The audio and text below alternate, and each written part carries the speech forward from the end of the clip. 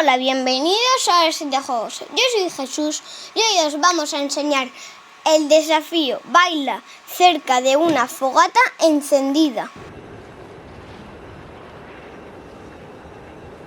Hay varias fogatas repartidas por el mapa.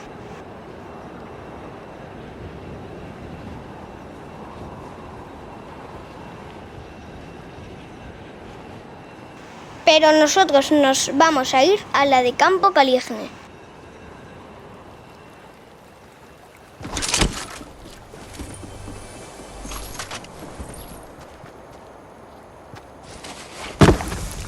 Encendemos la fogata y bailamos y desafío completado. Bueno, si os ha gustado el vídeo de hoy, dadle a like y suscribiros. Hasta la próxima. Adiós.